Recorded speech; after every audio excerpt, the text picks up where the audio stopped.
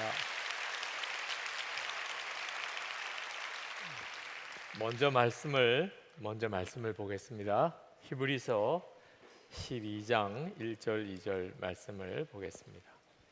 히브리서 12장 1절 2절입니다.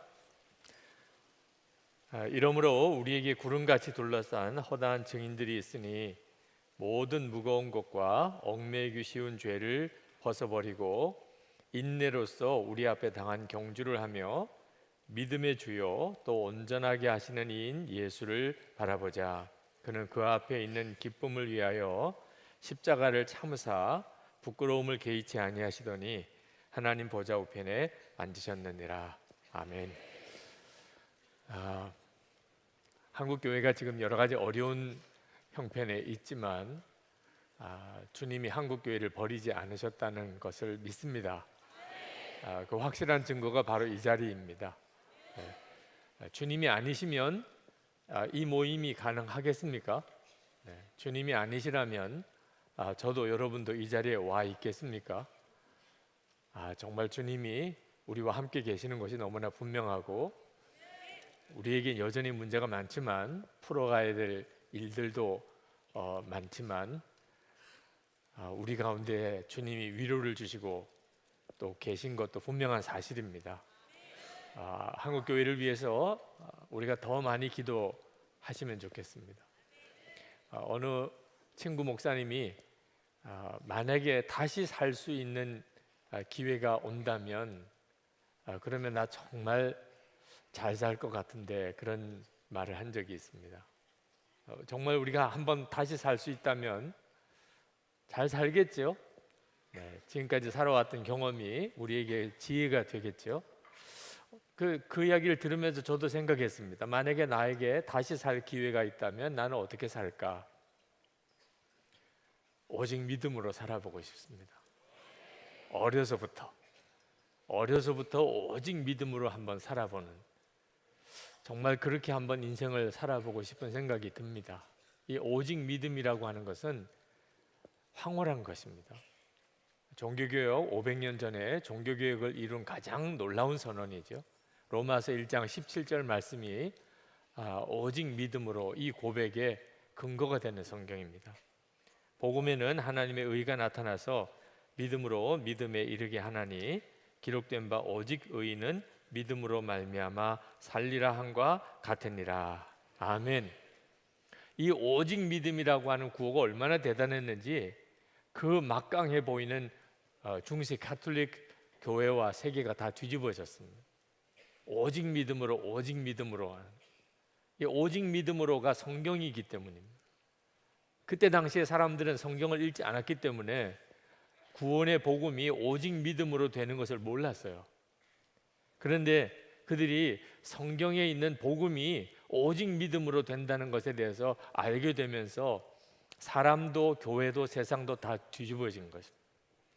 그러니까 성경의 진리를 정확하게 아는 것은 대단한 것입니다. 하나님이 우리에게 허락하신 이 성경을 정말 우리 스스로가 크게 가치를 두지 않는 것은 안타까운 일입니다. 이 성경의 진리를 제대로 안다는 것은 세상을 뒤집는 힘이 있습니다. 그런데 우리에게 있어서의 숙제는 지금 우리는 다 압니다. 오직 믿음으로, 오직 은혜로, 오직 성경으로, 오직 예수 그리스도로. 종교개혁 때 그때 당시는 사람들이 성경을 몰랐기 때문에 성경에 있는 진리가 이렇게 드러날수록 세상은 막 뒤집어졌어요. 근데 지금 우리는 알아도 너무 많이 압니다. 성경을 너무 많이 알아요. 우리는 종교개혁이 이루어졌던 모든 스토리를 다 알고 있고 그리고 그 중심된 메시지도 다 알고 있습니다. 그런데 우리는 여전히 종교개혁을 이야기를 하고 있습니다. 한국교회는 개혁이 되어야 된다고 말하고 있어요. 이건 도대체 웬일이죠? 우리가 다 알고 있잖아요. 성경을 다 알고 있잖아요. 그 500년 전과 지금은 상황이 조금 다릅니다. 그때는 성경을 몰랐어요. 근데 지금 우리는 성경을 압니다. 지금 우리는 어떻게 종교개혁을 이루어야 되고 우리에게 필요한 게 뭐죠? 아직 우리는 성경에 대해서 다 알고 있는 게 아니라는 것입니다. 우리가 알고 있는 성경 중에 상당히 많은 부분은 지식이에요. 실제로 성경을 아는 거라고 말할 수가 없습니다. 오늘 저는 우리 한국 교회에 또 지금 우리에게 필요한 성경 구절이 하나 있다면 요한복음 15장 5절 말씀을 말씀하고 싶어요. 다 여러분 잘 알아도 너무나 많이 아는 성경 구절입니다. 요한복음 15장 5절. 나는 포도나무요 너희는 가지라. 그가 내 안에 내가 그 안에 거하면 사람이 열매를 많이 맺나니 나를 떠나서는 너희가 아무것도 할 수 없습니다. 여러분 이 성경 구절을 모르는 분이 없으실 거예요. 제가 어릴 때부터 가장 많은 교회에서 보았던 이미지가 포도송이에요. 포도송이. 어릴 때부터 교회에서 자라면서 가장 많이 색칠한 게 포도송이에요. 가장 스티커를 많이 붙인 게 포도 알맹이 붙이는 거였어요. 출석하면 하나 주고 성경 암송하면 또 하나 주고, 그래서 그 포도송이 하나가 다 차면은 노트 하나 주고 연필 하나 주고, 그렇게 저는 어린 시절을 자랐어요. 포도나무 비유는 아마 교회 다니는 아이들이 가장 어려서부터 배우는 말씀일 것입니다. 그런데 저는 예수님이 포도나무고 제가 가지라고 하는 사실에 대해서는 전혀 알지도 믿지도 못했습니다. 그냥 포도나무를 계속 그린 것밖에 없어요.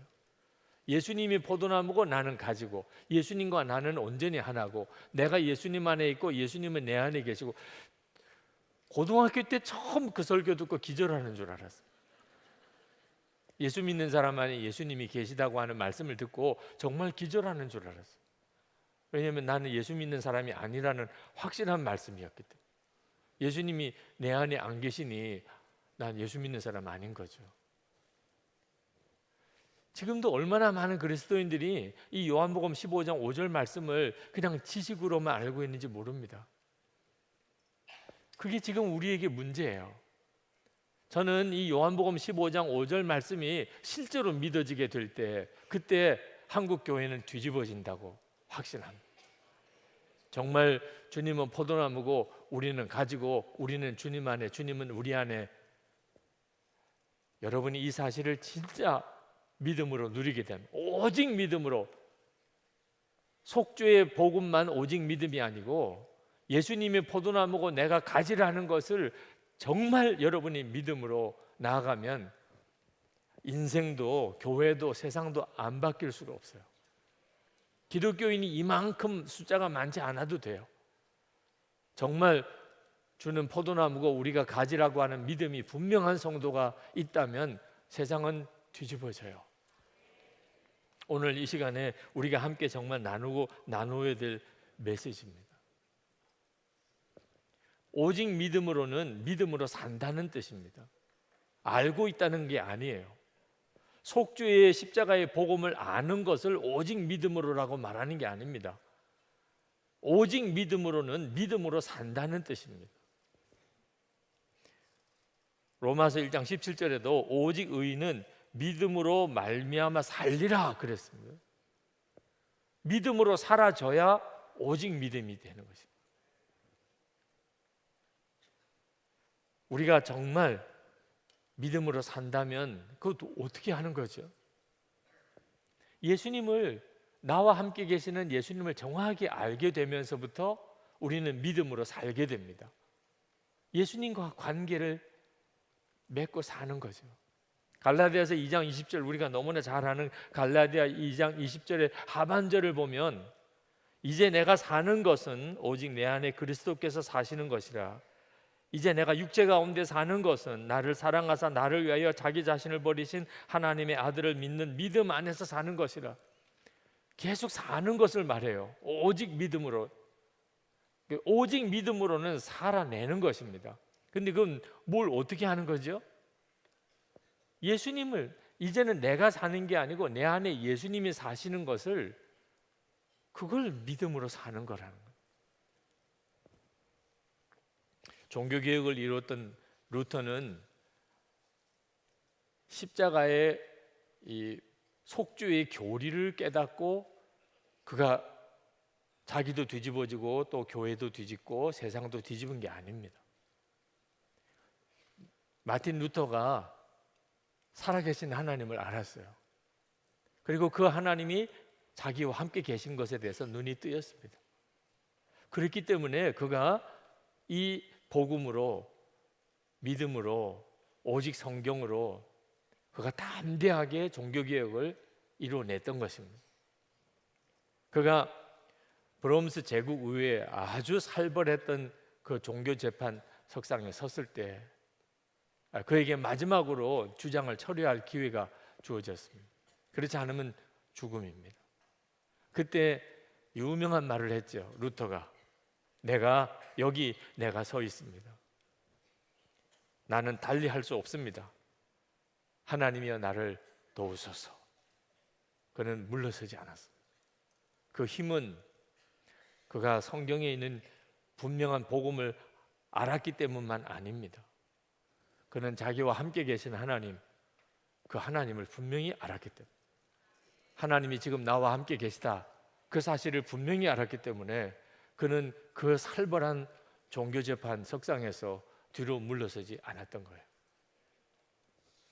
지금 우리에게도 무엇이 필요합니까? 복음이 무언가 하는 지식이 중요하지만 더 중요한 것은 복음 그 자체이신 예수 그리스도, 그분을 인격적으로 아는 것입니다. 그분이 지금 나와 함께 계시는 것을 아는 것이에요. 그때부터 우리는 오직 믿음으로 살게 됩니다.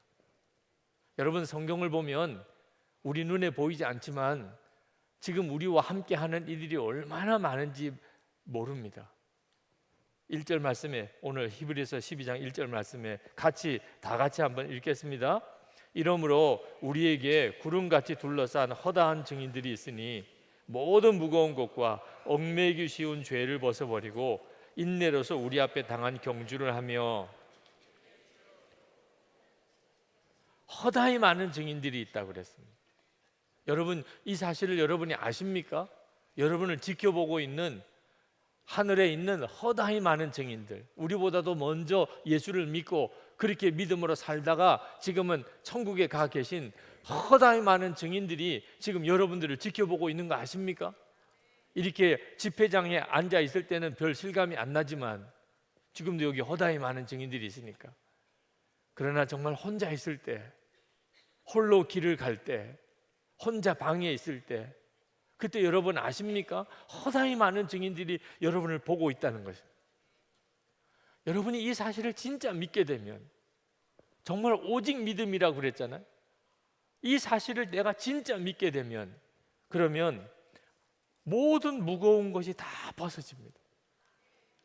염려, 걱정, 두려움, 지금 나를 억압하고 있는 모든 무거운 것, 허다히 많은 증인들이 나를 지켜보고 있는 것을 알고 나면 걱정할 게 뭐 있습니까? 염려할 게 뭐가 있습니까?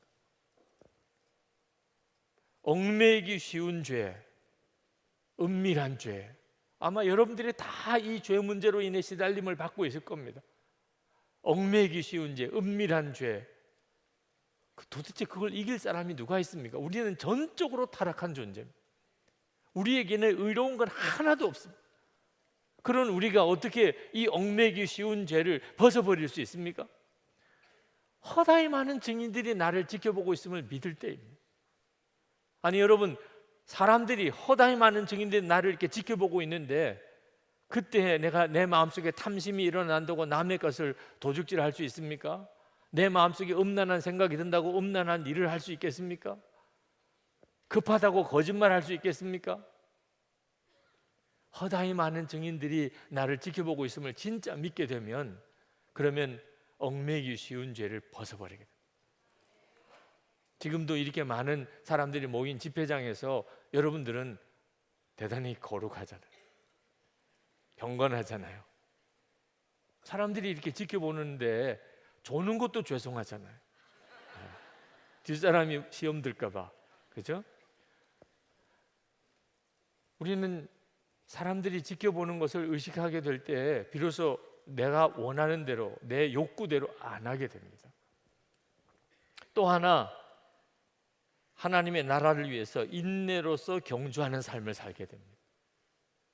여러분, 초등학교 운동회 같은 거 가보면 그 뛰는 손주보다 응원하는 할머니가 더 애를 써요.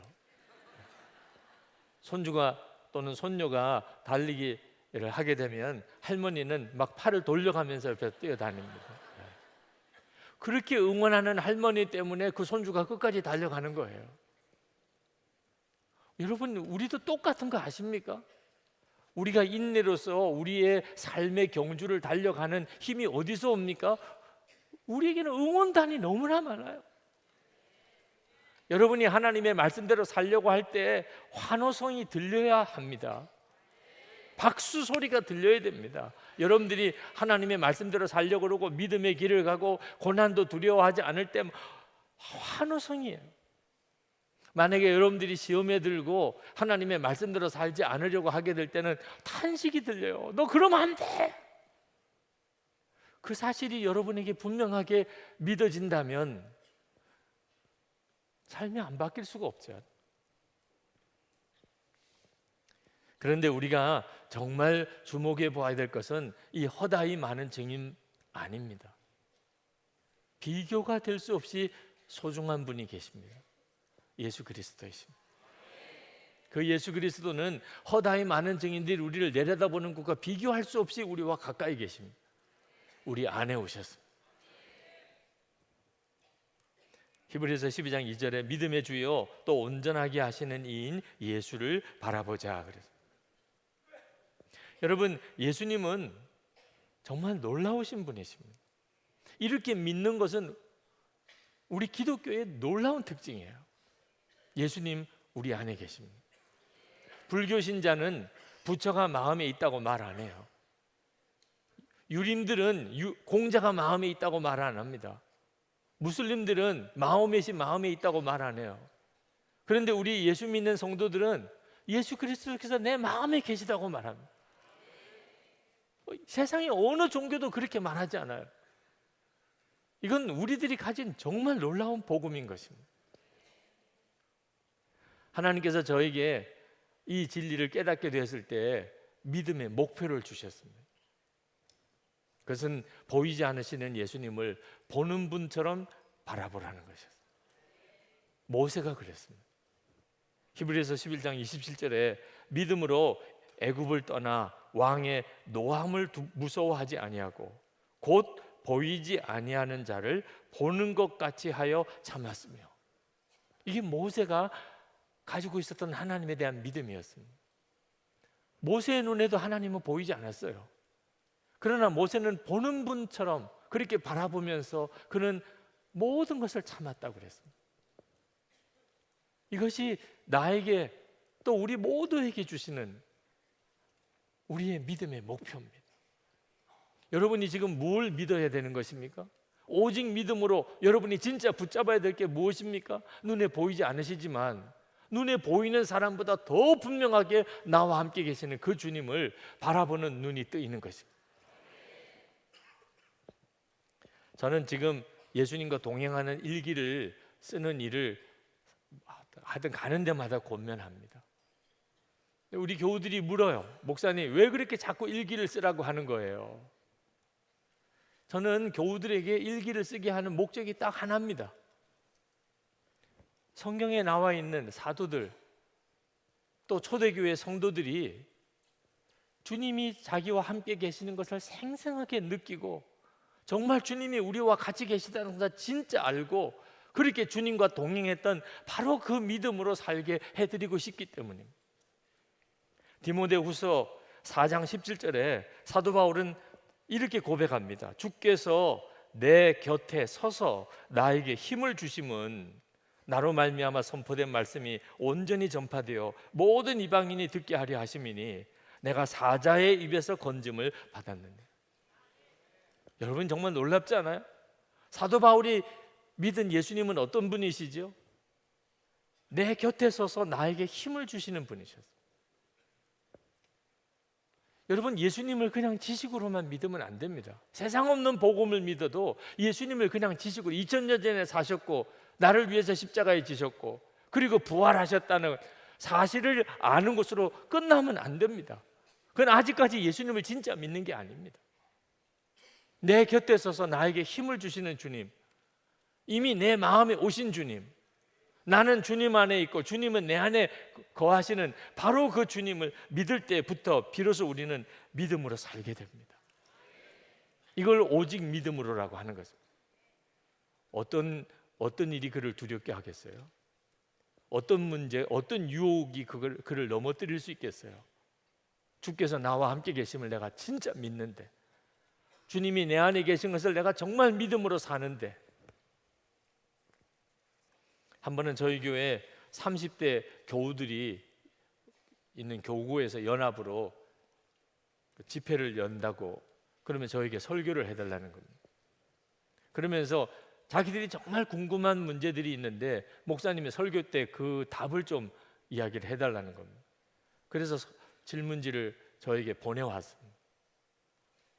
큰일 났다 생각이 들더라고요. 하나도 대답을 할 수가 없어요. 너무 어려운 문제들이에요. 예를 들면 이런 질문이에요. 직장 현실에서 일주일에 가족들을 볼 최소한의 시간도 허락되지 않습니다. 어떻게 해야 합니까? 이거 어떻게 해요 제가? 직장이 일주일에 1시간도 가족과 같이 지낼 수 있게 못 해준대요. 너무 직장이 일이 바쁘고 일을 많이 시켜서. 어떻게 해야 되냐고. 두 번째 질문은 직장에서 불의한 일을 보았는데 폭로해야 되나요? 못 본 척 해야 되나요? 세 번째는 직장과 가정의 평화를 지키기 위해서 선의의 거짓말은 해도 괜찮은가요? 또 기독교에 대한 불신으로 가득 찬 사람들에게 어떻게 전도해야 하나요?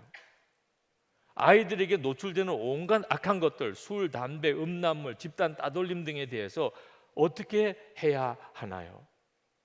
매번 회식 자리에 참석하라는 강요를 거절하고 은혜의 자리로 나와야 하나요?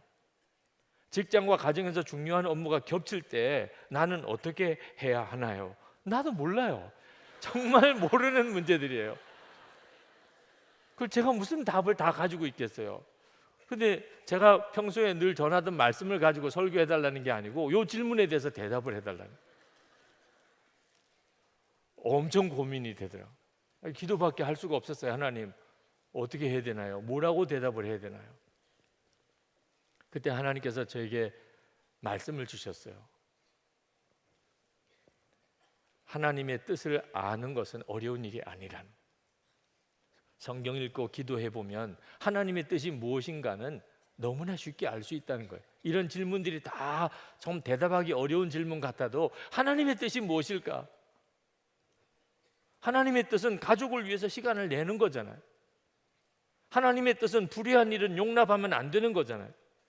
하나님의 뜻은 거짓말하면 안 되는 거잖아요. 하나님의 뜻은 어디서든지 고백적인 그리스도인이 되는 거잖아요. 하나님의 뜻은 세상의 죄에서 자녀들을 지켜야 하는 거잖아요.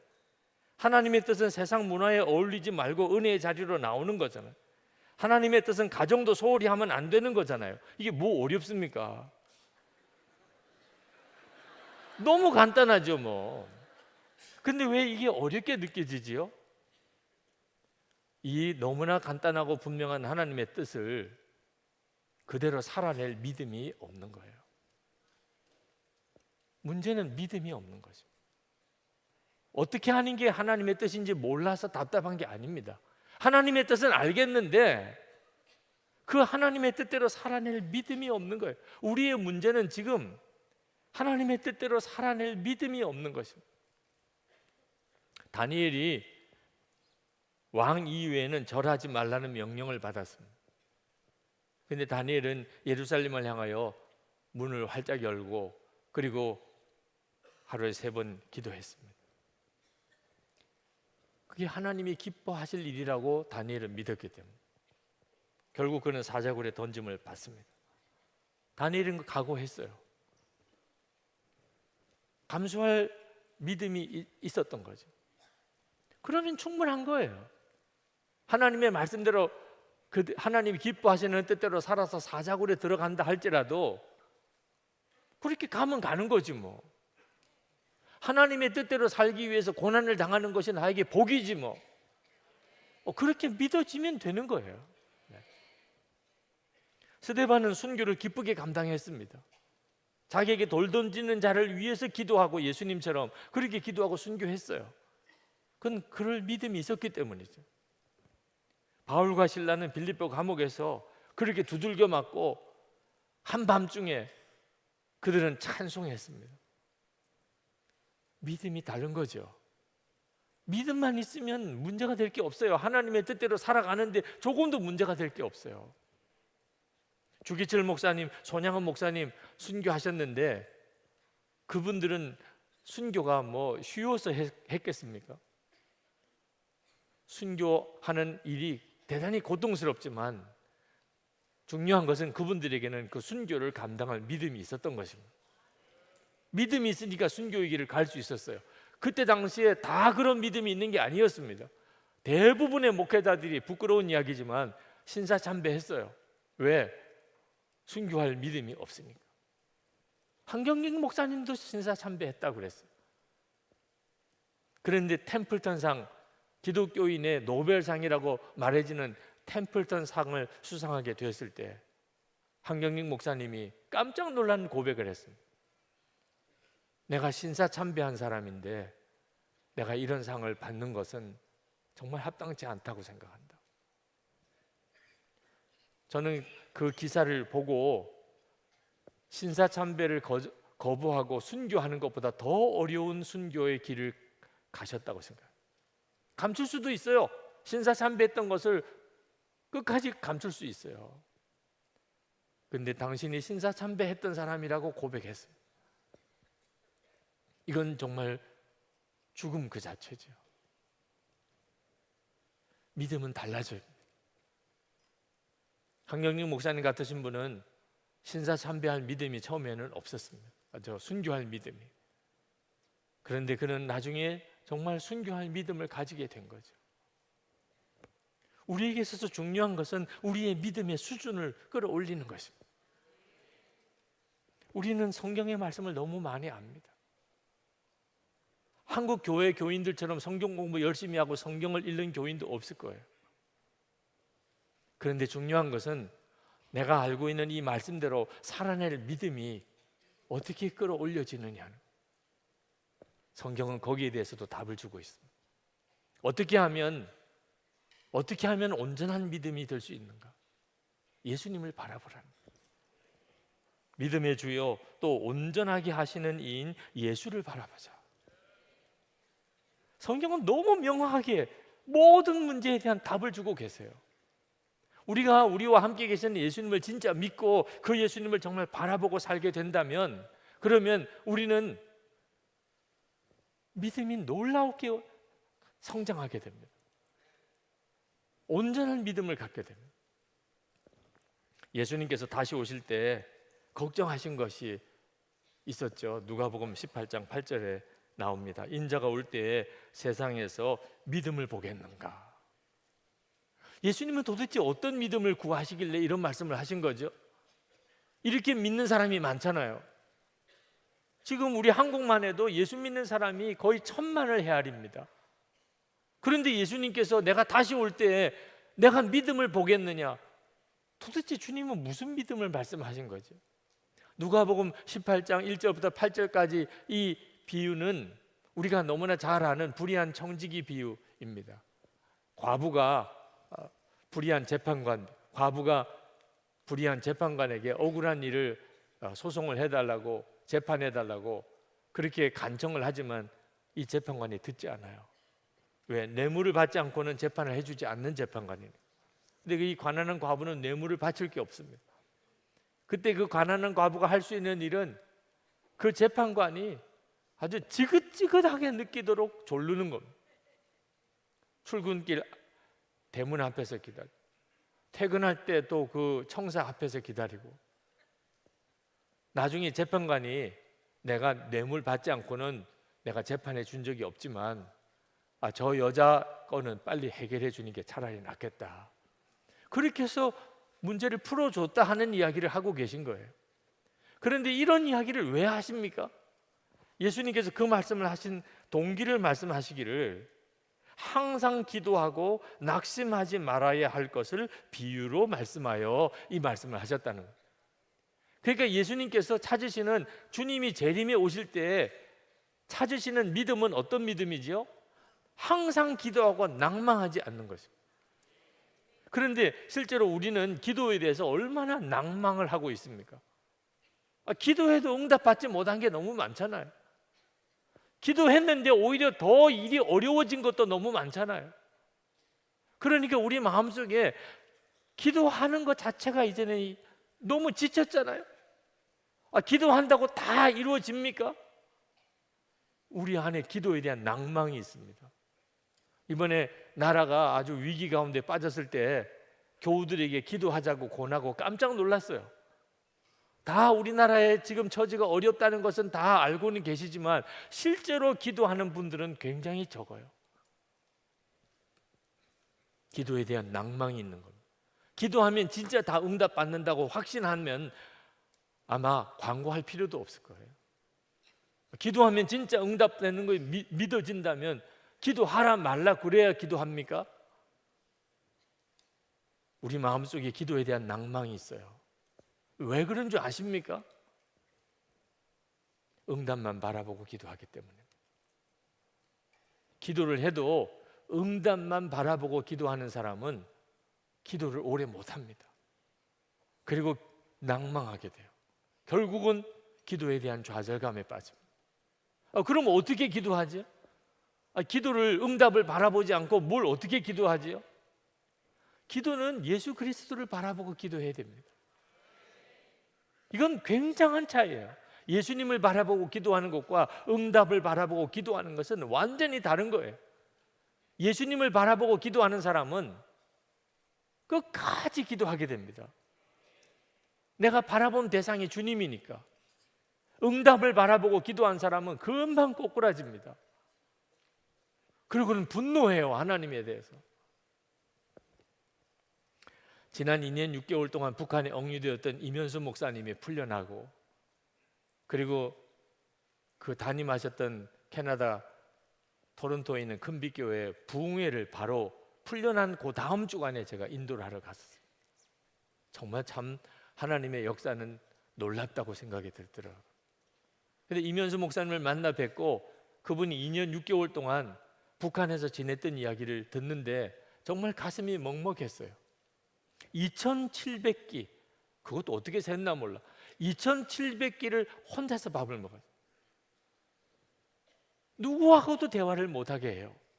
아무하고도 대화를 못하고 2,700끼를 혼자서 밥을 먹어요. 103회 주일 예배를 혼자서 드렸습니다. 그렇게 2년 6개월 동안 북한에 억류되어 계셨어요. 그걸 어떻게 견뎌냈을까요?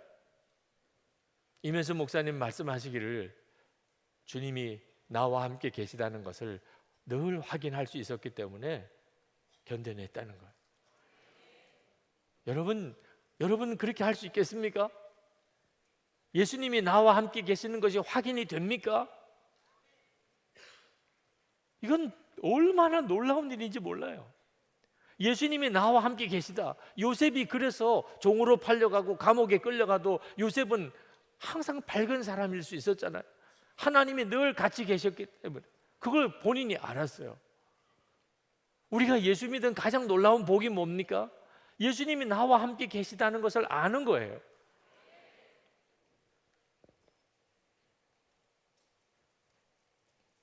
큰빛교회, 토론토 큰빛교회 교우 한 분이 저에게 그런 솔직한 이야기를 하더라고요.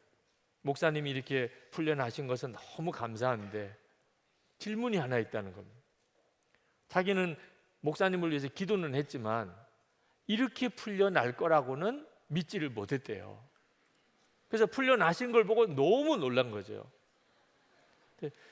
이런 것도 기도인가요? 풀려날 거는 믿지 못하고 그냥 기도만 했어요.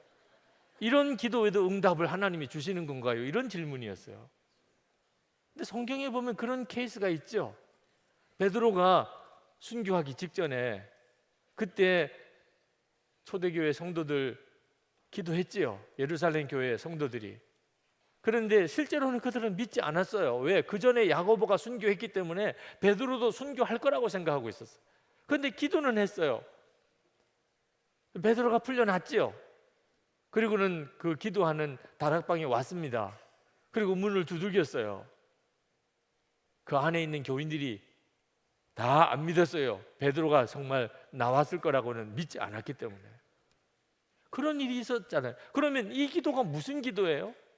아니, 믿음으로 기도하는 것이 응답받는다 그랬는데 풀려날 것도 안 믿고 기도한 그 기도가 어떻게 응답이 되냐 말입니다. 그것도 믿음의 기도예요. 이면수 목사님 문제를 가지고 기도해 보니까 풀려날 것에 대해서는 믿어지지 않아요. 2년 6개월 동안 풀려나지 않고 상황은 더 어려워져요. 미국하고 북한하고 극한 상황까지 갑니다. 이젠 풀려날 수 있는 가능성이 전혀 없는 상황이에요. 그런데 주님은 계속 기도하게 하십니다. 저도 솔직히 매주일 기도하고 매일 우리 교우들하고 기도문을 나누고 기도하고 매주일마다 이면수 목사님 풀려나기를 기도하기를 거의 2년 가까이 했어요. 어느 주일에는 마음에 갈등이 오더라고요. 이게 응답도 안 될 기도를 계속 매주일 하면 오히려 교인들에게 시험되지 않을까. 기도할 제목이 오죽 많아요. 근데 매주일 이면수 목사님과 북한에 억류되어 있는 목사님 풀려나도록 기도해야 되는 일을 언제까지 해야 되냐 말이에요. 그런데 기도하면 주님은 계속 기도하라는 거예요. 도무지 풀려날 상황도 아닌 것 같은데 주님은 계속 기도하라. 그래서 또 기도하고 또 기도하고 또 기도하고. 아마 베드로 위에서 기도했던 성도들도 똑같았을 거예요. 그들이 생각하기에는 베드로는 죽는 것이에요. 그렇지만 계속 그들과 함께 계신 주님은 기도하라는 거예요. 그러니까 여러분, 기도에 대해서 이제 정확히 아셔야 돼요. 우리는 누구를 바라보고 기도해야 됩니까?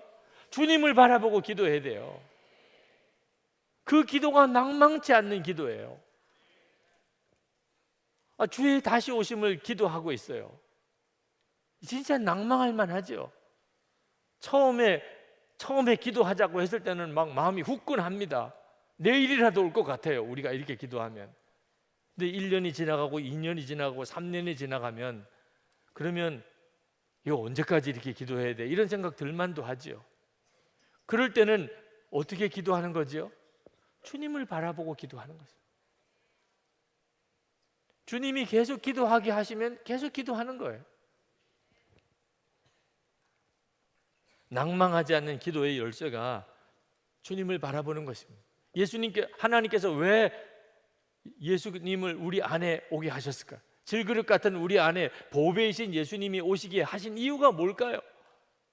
우리가 기도하다가 낭망될 때, 기도하다가 시험에 들었을 때, 하나님의 약속이 이루어지지 않는 것처럼 보일 때 우리가 낭망하지 않고 여전히 믿음 안에 서서 기도하게 하시려고 주님을 우리 안에 오게 하신 것입니다. 우리가 이처럼 주님을 바라보게 될 때 우리 안에 일어나는 아주 놀라운 변화 중에 하나가 고난이 두렵지 않게 된다는 것입니다.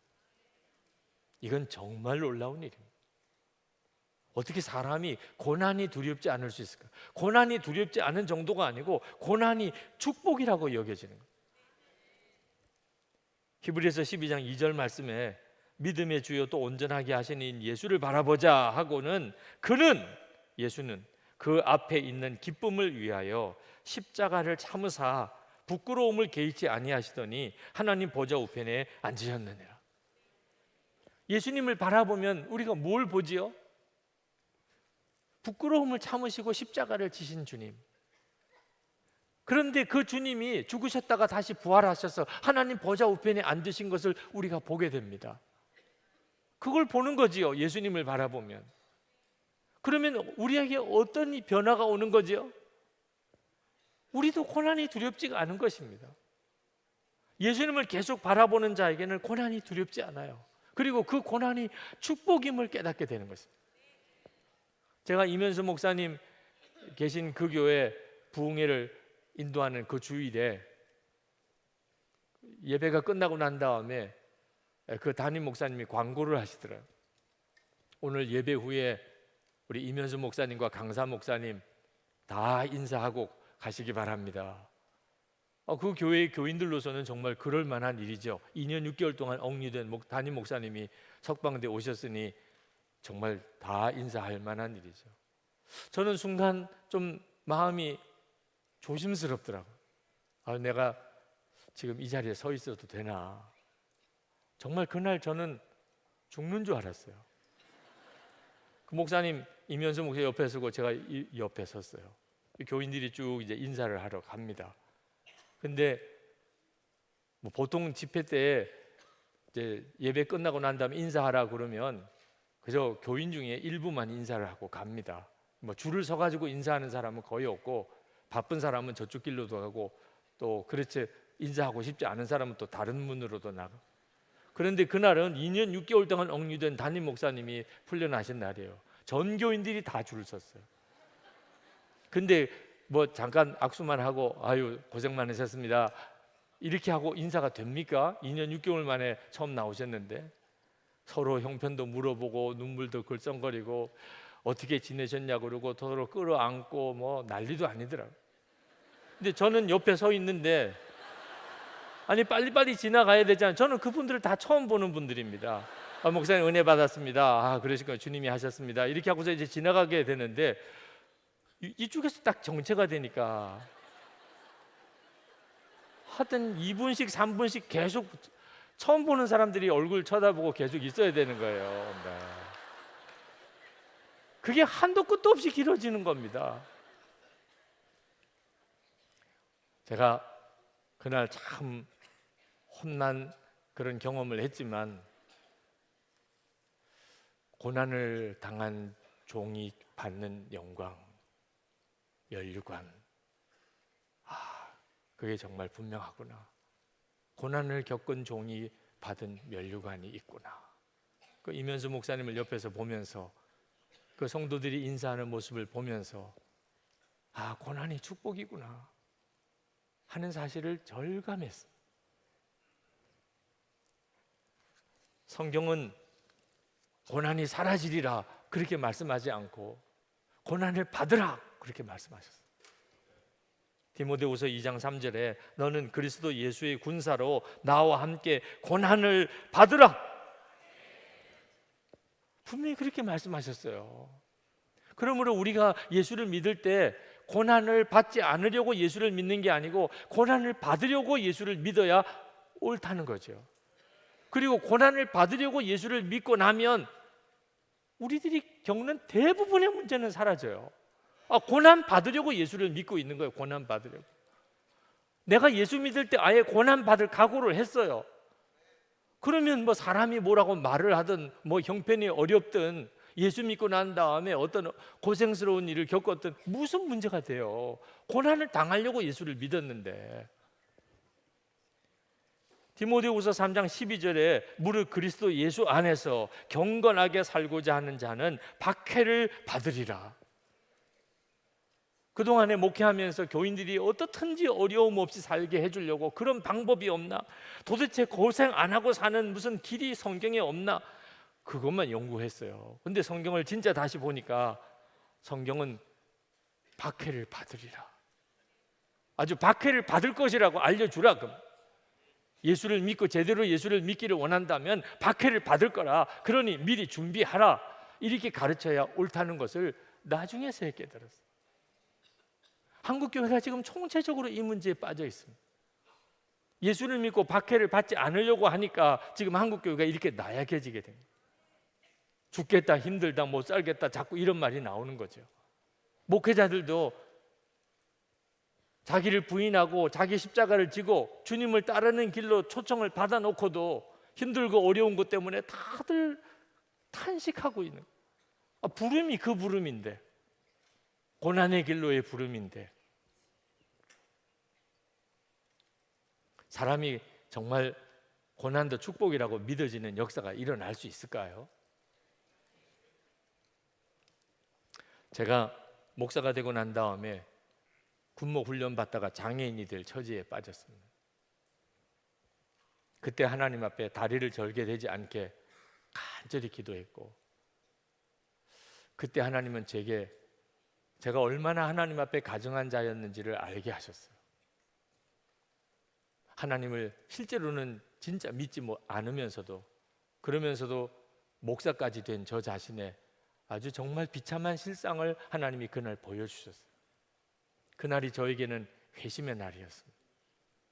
3대째 목사였고 어릴 때부터 교회에서 살았습니다. 저 자신은 아주 훌륭하고 모범생이라고 생각했는데 그날 하나님은 제 죄의 실상을 적나라하게 다 보여주셨어요. 그리고 새벽에 밤새도록 울고 회개하고 그리고 새벽에 주님이 나를 위해서 십자가에 지신 그 속죄의 피로 내 죄가 씻음 받은 것에 대한 너무나 감격스러운 믿음이 제 안에 생겼습니다. 주님의 십자가 때문에 내가 용서받고 내가 구원받았다. 너무 놀라웠어요. 그리고 난 다음에 기도가 바뀌었습니다. 하나님께 다리를 바치겠다고 그랬어요. 오른쪽 다리를 하나님께 바치겠다고 그랬어요. 장애인이 되는 것이 더 좋았어요. 두 다리 멀쩡하니까 제가 주의 종 목사라고 하면서도 제가 하고 싶은 일, 가고 싶은 거, 공부 많이 하고 저 큰 교회 담임 목사 되고 유명한 목사가 되고 싶은 그런 욕심으로 하나님을 오히려 이용하는 그런 정말 비참한 목사가 됐다는. 근데 장애인이 되면 이제는 오라는 대로, 내가 무슨 거절할 수 있겠어요? 오라는 데가 있으면 감사한 거죠. 그것이 뭐 어떻든지 간에 진짜 종이 될 수 있겠구나. 장애인이 되는 것이 하나님 앞에서 더 내가 올바르게 설 수 있겠구나. 한 가지밖에는 소원이 없었어요. 하나님 앞에 섰을 때 한마디만 들을 수 있으면 저는 소원이 없습니다. 수고했다 내 종아. 하나님으로부터 그 말씀 들을 수 있다면, 그러면 저는 어떤 것도 다 버릴 수도 있겠더라. 진짜 그렇게 믿어지더라. 하나님께 오른쪽 다리 바치겠다고 고백하면서 정말 펑펑 울었지만 슬퍼서 우는 눈물이 아니고 감격스러웠어요. 내가 주의 종이 된다는, 주의 종이 된다는 게 그렇게 감격스러웠어요. 그렇게 되더라니까요. 사람이 어떻게 고난을 축복이라고 여길 수 있겠는가? 영안이 열리고 나니까, 주님을 바라보는 눈이 뜨이고 나니까 나도 이해가 안 될 정도로 마음이 확 바뀌어 버리더라니까. 18세기 초에 존 웨슬레는 이단으로 몰려서 교회에서 수도 없이 쫓겨났습니다. 거리에서 설교하다가도 쫓겨난 적이 있고 마을에서도 쫓겨난 적이 있습니다. 그런 상황에서 웨슬레 목사님은 주님께 이렇게 기도했습니다.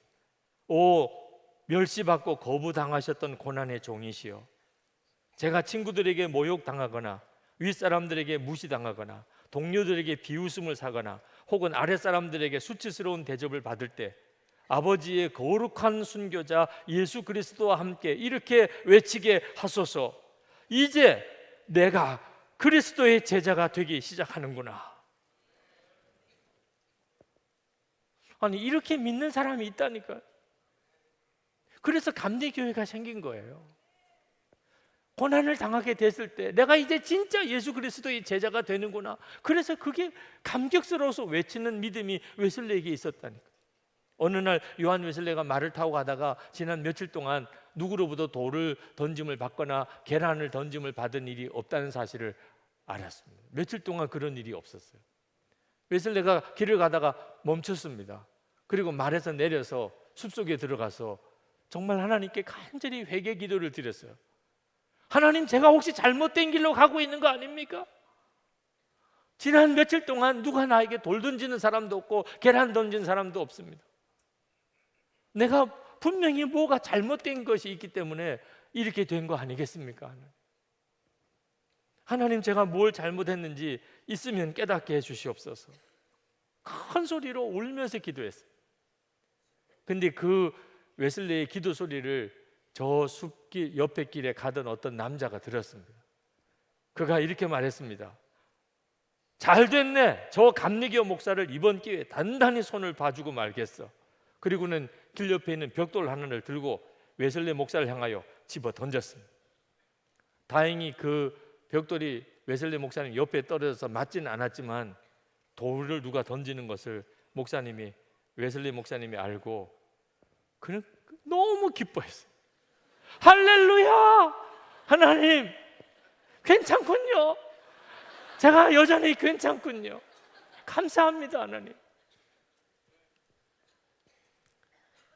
여러분, 주 예수님을 바라보고 산다는 게 얼마나 놀라운 일인 줄 아십니까? 예수님을 바라보게 되면 우리 안에 좋고 싫은 게 완전히 달라진다니까요. 이게 오직 믿음으로 사는 겁니다. 우리가 오직 믿음으로 사는 것은 황홀한 일이에요. 그런데 아직까지도 많은 우리 성도들이 예수님을 믿는다고 하면서 믿음으로 산다고 하면서 오직 믿음으로 살지 못합니다. 어느 선교사님 이야기가 충격이었어요. 그 선교사님은 어릴 때 깡패였답니다. 그런데 회심하고 선교사가 됐다는 거예요. 근데 왜 깡패가 됐는가? 어릴 때 아버님이 일찍 돌아가셨습니다. 어머니 혼자 되셨어요. 근데 주변에 있는 사람들이 다 자기를 보고 하는 이야기가 엄마가 너를 믿고 산다는 거예요. 삼촌도 엄마가 너 믿고 살아. 너 공부 열심히 해야 돼. 주변에 있는 동네 사람들도 다 엄마가 너 믿고 살아. 너 열심히 공부해야 돼. 교회에 왔는데 목사님도 그러는 거예요. 엄마가 너 믿고 살아. 너 공부 열심히 해야 돼. 장로님도 그렇게 이야기해요. 엄마가 너 믿고 살아. 자기는 엄마가 하나님 믿는 줄 알았대. 집사니까 하나님 믿는 줄 알았대. 근데 알고 보니까 자기를 믿더래. 자기는 초등학생인데 어떻게 엄마가 나를 믿냐 말이에요. 그래서 엄마한테 찾아가서 엄마 나 믿지 마 그렇게 이야기를 했대요. 그랬더니 엄마가 아니야 너 믿어 이렇게 이야기를 하더래요. 나 너 믿고 살아. 얘가 완전히 뒤집어진 거예요. 자기가 엄마를 어떻게 책임져요? 큰일 났어요. 엄마가 나를 안 믿게 해야 돼요. 그러면 나를 믿으면 도대체 난 책임을 질 수도 없으니까. 그래서 생각해낸 게 깡패가 되는 것이요. 엄마 나 믿지 마. 나 이런 존재야. 나 정말 믿지 마. 그랬다는 겁니다. 우리도 집에 돌아가서 스스로가 무슨 말을 하는지 모르고 하는 말이 있어요. 너희들 크면 엄마 아빠 책임져야 돼. 애들은 그때부터 염려 걱정에 확 사로잡혀요. 우리 엄마 아빠를 어떻게 내가 책임질까? 그 어린 애들이 엄마 아빠를 어떻게 책임질까? 그러니까 그 어릴 때부터 돈 버는 것밖에 생각이 안 나는. 엄마 아빠를 책임져야 되니까. 이게 도대체 무슨 일이죠? 우리가 오직 믿음으로 이게 그냥 구호로 끝나서 될 문제가 아니라는 겁니다. 우리가 믿는 것은 정말 진짜 예수 그리스도세요. 내 마음속에 정말 예수 그리스도가 믿어지게 될 때 그때부터 역사가 일어납니다. 여러분, 우리가 져야 될 십자가만 바라보면 안 됩니다. 내가 져야 될 그 고난의 십자가가 얼마나 클까? 여러분, 진짜를 봐야 돼요. 그 십자가가 축복이라고 믿어지는 이 기적을 여러분이 진짜 보아야 돼요. 져야 될 십자가가 문제가 아니고 그 십자가가 축복이라고 믿어지는 거예요. 우리가 오늘 마지막으로 꼭 짚고 넘어가였으면 싶은 것이, 우리가 오직 믿음으로 살게 되는 것은 우리 노력이나 열심과 기도로 되는 게 아니라는 것입니다. 그래서 주님이 해주시는 거예요. 예수님께서 우리로 하여금 오직 믿음으로 살게 해주십니다. 그래서 오늘 말씀에 믿음의 주여 또 온전케 하시는 이인 예수를 바라보자. 우리가 할 일은 예수님을 바라보는 것뿐입니다. 그리고 우리를 온전한 믿음으로 살게 해주시는 분은 예수님이세요. 많은 분들이 여기에 좌절이 있습니다. 예수님을 믿지만 실제로 내가 예수님을 믿지 못해요. 하나님을 믿는 사람들이 가장 안 되는 게 하나님을 믿는 거예요. 이 갈등이 있어요. 믿고 싶어요. 그런데 믿어지지가 않아요. 믿음은 믿어져야 믿는 거예요. 그 어떻게 믿어지지요? 도대체 믿어지는 건 도대체 어떻게 되는 거지요? 우리가 오직 믿음으로 사는 거 하나도 전적으로 예수님을 믿어야 돼요. 나를 믿음으로 살게 해주실 분은 예수님이십니다. 어느 목사님이 결혼하고 마음이 결심한 것이 있었습니다. 그러니까 아내의 눈에 눈물이 흐르지 않게 하겠다. 아버지와 어머니가 사시는 걸 보았습니다. 어머니는 늘 울고 사셨어요. 아버지는 말할 수 없이 어머니를 힘들게 했습니다. 어릴 때부터 나는 결혼하면 절대로 아버지처럼은 안 할 거야. 근데 결혼하고 난 다음에 사모님이 많이 울었어요. 목사님 때문에. 그러니 이 목사님이 얼마나 마음이 무너지겠습니까? 목사님도 괴롭지요. 어느 날 사모님과 다투고 사모님은 울고 목사님은 교회로 올라가셨다가 목사님이 깨닫고 내려와서 사택에서 사모님에게 잘못했다고 그랬어요. 여보, 내가 잘못했어. 한 번만 용서해 주세요. 사모님이 너무나 냉정하게 거절했습니다. 나 이제 더 이상 당신 용서할 수 없어요. 아니 도대체 한두 번이지. 지난번에도 당신이 잘못했다고 그랬잖아. 난 당신 이제 용서할 수 없어요. 목사님도 할 말이 없어요. 실제로 그랬었기 때문에. 목사님 다시 교회로 올라갔습니다. 그리고 또 한참 있다가 내려오셨어요. 사모님이 설거지를 하는데 목사님이 옆을 다가갔습니다. 사모님은 아예 투명인간 취급했어요. 상종도 하기 싫어요. 목사님이 쳐다보지도 않는 사모님 옆에서 질문을 했습니다. 여보, 당신 하나님 믿어? 사모님이 확 열이 받았어요. 아니 잘못했다고 빌어도 용서해 줄까 말까인데 그래도 목사라고 그냥 하나님 믿어? 이런 식으로 질문하는 게 그냥 사모님에게 너무너무 화가 났어요. 그랬더니 목사님이 하는 이야기가 나는 믿을 수 없지만 하나님께서도 나를 이대로 내버려 두시겠어? 나를 믿지 않고 하나님을 믿고 한 번만 더 나를 용서해 줄 수 없겠어? 사모님이 그냥 눈물이 갑자기 확 쏟아지더래요. 우리가 진짜 예수님을 믿는 건 맞습니까? 자기의 변화, 가족의 변화, 교인들의 변화, 한국 교회의 변화, 이거 다 누가 하는 거죠? 예수님께서 하시는 거예요. 우리에게 있어서 진짜 문제는 우리가 아직도 여전히 예수님을 믿지 못하고 있다는 것입니다.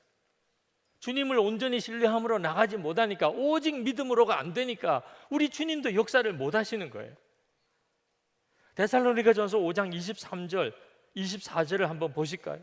평강의 하나님이 친히 너희를 온전히 거룩하게 하시고, 누가 우리를 온전히 거룩하게 하세요? 평강의 하나님이. 또 너희의 온 영과 혼과 몸이 우리 주 예수 그리스도께서 강림하실 때 흠 없게 보존되기를 원하노라. 너희를 부르시는 이는 미쁘시니 그가 또한 이루시리라. 아멘. 이거 다 누가 하신다는 거죠? 하나님이 하신다는 거예요. 주님께서 이루어 주신다는 거예요. 어느 젊은 목사님이 찾아오셨어요. 그리고 상담을 요청해 오셨습니다. 들어보니까 하나예요. 하나님이 자기를 나쁘게 볼 거라는 겁니다. 그래서 왜 그렇게 생각하시느냐 그랬더니 쭉 이야기를 하세요. 본인이 어떻게 생활하고 지내시는지 듣고 보니까 하나님이 진짜 나쁘게 생각하겠더라고. 얼마나 정말 은밀하고 더러운 죄를 짓고 사셨는지 듣기도 민망하더라고. 하나님이 정말 나쁘게 생각하실 것 같아요. 본인도 그렇게 고백을 했지만, 그렇지만 제 마음속에 이건 믿음은 아니라는, 이 목사님이 정말 나쁘게 그렇게 살았고 은밀한 죄를 짓고 살았기 때문에 하나님께서 그것에 대해서 애통하시겠지만 하나님의 마음이 어떨까에 대해서는 믿음을 써야 하는 거죠. 그래서 제가 그 목사님께 말씀을 드렸어요. 목사님에게 아이들이 있습니까? 아들이 있대요. 목사님은 아들을 어떻게 생각하십니까? 한참 생각하시다가 사랑한다고 그러시더라고요. 목사님 아들을 왜 사랑하십니까? 말 잘 들어서 그렇습니까? 인물이 잘생겨서 그렇습니까? 공부를 잘해서 그렇습니까? 남보다 더 뛰어나서 그렇습니까? 아니래요. 그럼 왜 아들을 사랑하십니까? 그냥 내 아들이니까 사랑한다. 그리고는 그냥 통곡하시다. 당신 입으로 내 아들이니까 사랑합니다. 그러고는 통곡을 하세요. 통곡. 갑자기 믿어진 거예요. 하나님이 여전히 나를 사랑하시구나. 그게 믿어지는 거예요. 이게 믿어지는 게 기적인 거예요. 믿어지는 것. 믿어지기 시작하면 그 다음 모든 게 달라져요. 그게 믿음인 것입니다. 오직 믿음으로. 그때부터 우리의 삶이 뒤집어지는데, 이렇게 믿어지는 역사는 우리가 주님을 바라보는 눈이 뜨여질 때예요. 에베소서 3장 20절에 우리가 구하거나 생각하는 모든 것에 더 넘치도록 능히 하실 이에게. 할렐루야. 진짜 우리가 생각하는 것, 구하는 것, 그 모든 것에 더 넘치게 하실 분 주님이십니다. 빌립보서 1장 6절 말씀에 너희 안에서 착한 일을 시작하시니가 그리스도 예수의 날까지 이루실 줄을 우리는 확신하노라. 그러니까 우리가 오직 믿음으로 사는 것 주님께서 이루실 거예요. 우리가 주님을 바라보는 것만 놓치지 않으면 됩니다. 여러분이 이 사실이 진짜 믿어질 때 주님이 이루실 거야. 주님이 내가 오직 믿음으로 살게 해주실 거야. 나를 거룩하게 살게 해주실 거야. 여러분이 이 사실이 진짜 믿어질 때 주님을 바라보고 사는 거, 주 안에서 거룩하게 사는 거, 오직 믿음으로 사는 것이 부담이 아니게 됩니다. 내가 해야 될 어떤 의무가 아니게 돼요. 그건 기쁨이에요. 확신이에요. 될 거예요. 주님이 그렇게 해주실 거예요. 지금 안 되는데, 나 계속해서 자꾸 무너지는데. 여러분, 어린 아기가 걸음마를 처음 배울 때 한번 상상해 보세요. 얼마나 어설픕니까? 겨우 뭘 붙잡고 일어나. 그리고 이제 한 걸음 한 걸음 발을 디딜 때 얼마나 보기도 아슬아슬해요. 그렇게 몇 걸음 디는 거 하다가 또 넘어지잖아요. 그럼 여러분 어떻게 해요? 너는 평생 기어라. 너 벌써 자세가 안 나온다. 너는 기는 게 훨씬 빠르겠어. 너 일어서지 마. 일어서는 게 흉하다. 그럴 부모나 어른 있습니까? 아니, 그렇게 걷는 게 뒤뚱뒤뚱하고 깨지고 넘어지고 하는데도 그걸 보고 어른들은 옆에서 달래주기도 하고 울지 마 그랬기도 하면서도 다들 웃어요. 얘 걷는 것 좀 봐. 얘 걷는 것 좀 봐. 얼마나 기뻐하는지. 근데 그 걷는 거 봐야 영 자세도 안 나오고 기저귀 차고 걷는 모습이 이게 차라리 기는 게 낫지 이렇게 생각이 들 만한 거잖아요. 근데 그렇게 해서 얼마 지나지 않으면 막 뛰어다니게 되는 거잖아요. 어른들은 그걸 보잖아요. 이제 곧 뛸 거라는 걸.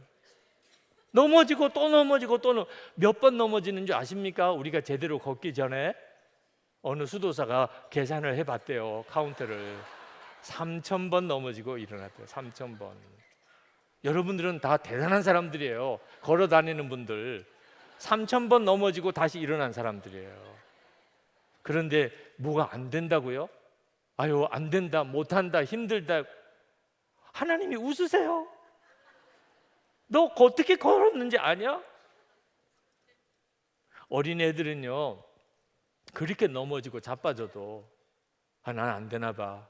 엄마 아빠 나는 기는 게 제 꽝가 봐요. 이렇게 말하는 애 없습니다. 하여튼 어쩌면 그렇게 그냥 지독하게 일어나려고 그러고 걸으려고 그러고 손 잡지 말라고 그러고 자기 혼자 걷는다 그러고.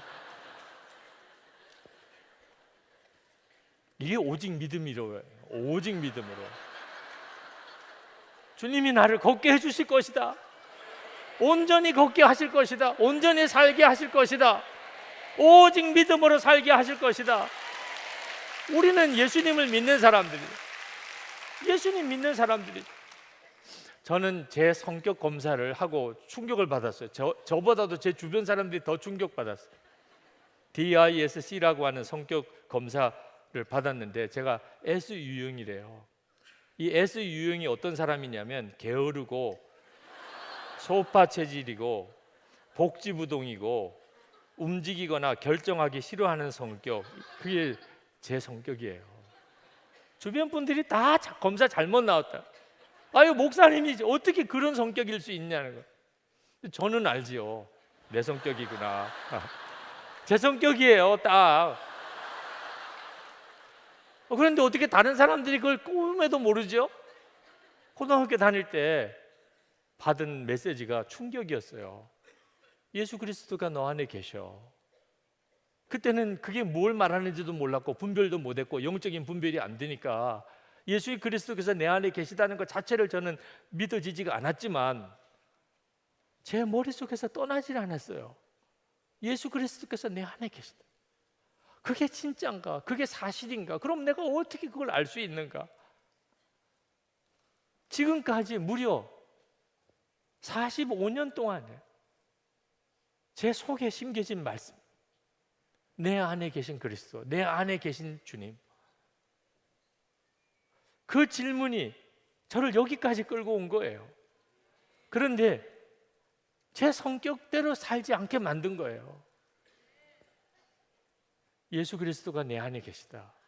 그 주님을 계속 바라보려고 하는 것이 저를 이렇게 만든 거예요. 제가 선한목자교회에 올 때 그때 하나님께서 저에게 주셨던 말씀이 있습니다. 마태복음 14장 28절부터 베드로가 대답하여 이르시되 주여 만일 주님이시거든 나를 명하사 물 위로 오라 하소서 하니 오라 하시니 베드로가 배에서 내려 물 위로 걸어서 예수께로 가되, 이 말씀을 주셨어요. 제가 선한목자교회에 오는 것은 마치 베드로가 물 위를 걷는 것 같은 그런 일이라는, 제 성격으로는 올 일이 아니에요. 제 원래 가지고 있는 성격으로는 이 교회 못 옵니다. 복지부동이고 결정하기 싫어하고 소파 체질이고 이런 사람이 이 교회에 와서 이걸 어떻게 수습해요? 베드로가 물 위를 걸었던 것 이상으로 저에게 있어서는 이 선한목자교회에 와서 담임 목사로서 지금까지 15년 동안 목회하는 것은 진짜 물 위를 걷는 것이었어요. 제 성격도 아니고 제 취향도 아니고 이런 형태는 제 과가 아닙니다. 그런데 지금까지 이렇게 왔어요. 오직 하나예요. 그냥 주 예수님만 바라본 거예요. 저도 주님 바라보고 교인들도 주님 바라보자 그러고 끊임없이 그렇게 하다가 지금은 그냥 일기까지 쓰잖아요. 일기까지. 그것이 이렇게 바꿔놓았어요. 조지 밀러 목사님이 일생 5만 번 기도 응답을 받았다고 하죠. 제가 한 번은 생각했습니다. 그걸 어떻게 알았냐 말이에요. 여러분은 몇 번 기도 응답 받았는지 아세요? 그거 계산하는 사람이 어디 있습니까? 내가 몇 번 기도 응답 받았는지, 나는 126번, 나는 78번, 이런 사람 없잖아요. 근데 조지 밀러 목사님은 5만 번 기도 응답을 받았다. 첫 생각은 거짓말이다. 누가 그냥 만들어내고 뻥튀기로 한 5만 번쯤 되겠지, 뭐 이렇게 한 거지. 그게 뭐 근거가 있겠어? 누가 알 수 있어? 조지 밀러는 알았을까? 뭐 이렇게 생각이 들더라고요. 근데 나중에 조지 밀러 목사님 일기를 가만히 읽어보고 맞구나 깨달았어요. 일기였어요. 일기. 제 설교는 언제나 마지막에 일기로 끝납니다. 일기였어요. 조지 밀러 목사님이 하나님께 기도하고 그리고 계속 그것을 기록해 놓았어요. 조지 밀러 목사님은 고아원 사역으로 유명하죠. 그는 고아들을 향한 긍휼의 마음 때문에 그 일을 하기도 했지만 사실 조지 밀러 목사님의 마음의 진짜 동기는 그때 당시 교인들의 믿음이 심각하게 문제가 있었기 때문에 하나님을 안 믿는 거예요. 진짜 산업혁명으로 영국의 그때 당시 사회의 일자리가 다 잃어버렸어요. 노동자들이 일을 할 수가 없는 거예요. 그러니까 먹고 살기가 힘들어요. 그러니까 주일에 교회를 못 나오는 겁니다. 주일에도 무언가 일을 해야 되니까. 조지 밀러 목사님의 신방을 가서 하나님을 믿으십시다. 주일 한 번은 예배드리고 쉬면 나머지 6일 동안 하나님이 채우지 않겠습니까? 다 아멘이에요. 근데 안 나오는 거예요. 머리로 아는 것이 실제로 가슴으로 믿어지지 않으면 아무 소용이 없어요. 조지 밀러 목사님이 결국은 본인이 고아들을 먹여 살리는 일을 하기로 합니다. 작정합니다. 이유는 기도만 하면 하나님은 반드시 응답하시고 먹이고 살린다, 그 사실을 사람들에게 분명히 증거하고 싶었기 때문에. 그래서 그는 일절 어느 누구에도 도움 요청하지 않고 기도만 하기 시작했어요. 그게 조지 밀러 목사님이 고아들을 먹여 살리기 시작하는 가장 큰 동기였기 때문에. 그리고 그렇게 하면서 그는 그것을 기록했어요. 그걸 카운트를 해보니까 5만 번인 거예요. 5만 번은 대단히 많은 거죠. 그런데 조지 밀러 목사님이 60년 동안 고아를 먹여 살렸는데 많게는 한 2,000명 가량의 고아들을 한꺼번에 그렇게 돌보았던 적도 있고, 전체적으로는 15만 명의 고아를 먹여 살렸어요. 돈 한 푼도 가진 거 없이 기도만 하고. 여러분 집에 애 몇이에요? 물론 뭐 9명 있는 분도 있긴 합니다만. 네. 아니 그 하나나 둘 있는 애 먹여 살리는 것도 이렇게 힘든데 고아들 15만 명의 고아를 아무것도 가진 것 없이 도대체 어떻게 먹여 살렸냐 말이에요. 60년 세월 기간 동안 5만 번 응답을 받았다면 하루에 한 번이나 두 번꼴로 응답을 받은 것이죠. 그러니까 실제로 보면은 그렇게 뭐 대단한 것도 아니에요. 매일매일 먹고 입고 사는 것을 기도했고, 그리고 매일매일 하나님은 거기에 응답을 해주셨다. 조지 밀러 목사님의 일기를 읽어보면 나중에 짜증나요. 맨 똑같은 이야기만. 빵 떨어져서 기도하고 빵 왔고, 석탄 떨어져서 기도하고 석탄 왔고, 그 내용이 그냥 일기책 속에 내내 나와요. 내내. 그게 대단한 거죠. 그렇게 기록하는 것, 그 일기를 쓰는 것 자체가 무슨 힘이 있었을까요? 주님을 바라보게 한 거예요. 매번 뭐가 다 떨어지고 정말 먹고 살 길이 막막하고 이제는 끝인가 싶은 그 순간이 왔을 때 그는 일기를 쓰면서 주님을 바라본 겁니다. 그리고 또 한 번의 믿음의 고비를 또 넘어간 거예요. 조지 밀러 목사님은 그냥 무조건 기도만 하신 분이 아닙니다. 그는 평생 성경을 200독 하신 분입니다. 단순히 기도만 5만 번 응답받은 게 아니라는 거예요. 조지 밀러 목사님은 너무나 분명한 확신이 있었어요. 하나님이 반드시 이렇게 역사하신다. 그게 어디서 나왔겠어요? 성경을 읽으니까. 성경을 읽으니까 하나님이 반드시 이렇게 역사하신다. 그리고는 그는 믿음으로 기도한 거예요. 어린애처럼 단순히. 그리고는 그걸 꼼꼼히 그때마다 기록을 다 했습니다. 그게 조지 밀러 목사님의 이 놀라운 믿음의 삶의 실체예요.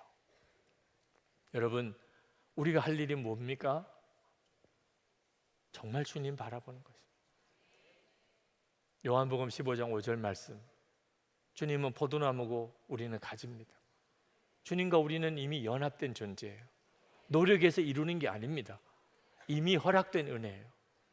우리는 주님 안에 있고 주님은 우리 안에 거하시는, 항상 주님을 바라보라는, 내 삶의 모든 순간에, 혼자 있을 때나 사람들과 같이 있을 때나, 의식이 있을 때는 먼저 주님부터 생각, 누구랑 이야기해도 항상 주님이 같이 계시다고 하는 사실을 기억하고 이야기합니다. 밥을 먹어도 늘 주님을 바라보고 밥을 먹습니다. 그렇게 해보라는 거예요. 우리에게 요구하는 거 그거밖에 없어요. 그러면 믿음을 주실 것이라, 믿음으로 살게 해주실 것이라. 이것이 한국교회를 살릴 거라고 저는 믿습니다. 우리도 살고 한국교회도 사는 것이죠. 이제 우리 같이 기도하고 싶습니다. 오늘 이 밤에 우리가 정말 오늘 말씀을 붙들고 기도했으면 좋겠습니다.